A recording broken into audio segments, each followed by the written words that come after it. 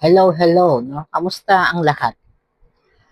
Sana nasa maayos kayong kalagayan ngayon, ha? At laging magdasal, no? Para maingatan lagi at magabayan kayo, no?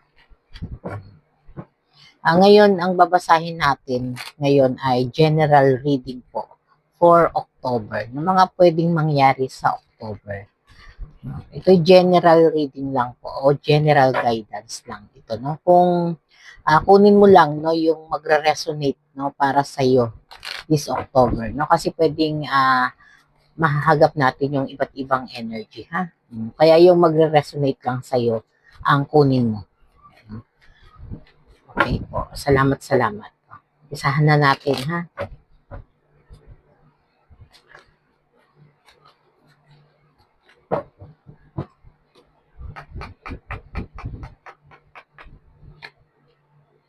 Knight of Cups, no? At Four of Wands. Ang ganda ng energy na to, ha? Parang puro positive po, no? Na maganda po, no, ang pasok ng October natin, no? Ganda ng card nyo, ha? Nakikita ko agad sa October, no? May mga kaperahan o kaswertihan, no, na papasok sa iyo ngayon, no? At medyo magiging magaang lang po, ha, ang iyong enerhiya, no? Hindi siya biglaan pero parang mayroong malaki, no? At maaaring may jackpot na dumating, no, sa iyong buhay. Pero ito ay isang klase ng pera na galing sa effort mong ginagawa, no? Nung mga nakaraan, siguro masyado kang nag-effort, no? Masyadong nagsipag, no? Masyadong nagtipid, no? Kaya dito po, ito na po yung panahon, ha, para anihin mo, no, yung mga ginawa mo nung nakaraang buwan, no? At ngayon ay matatanggap mo na, no?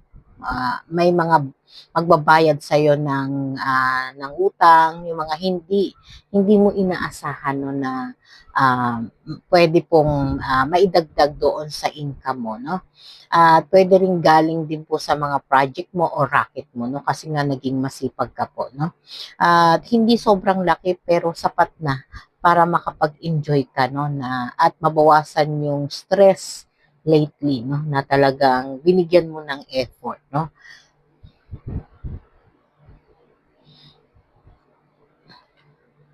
The Sun, at ang ating Six of Wands, no? At the Hermit. Napakaganda ng energy nyo, no? Parang eto po ang Devil, no? Dito po, no? Kaya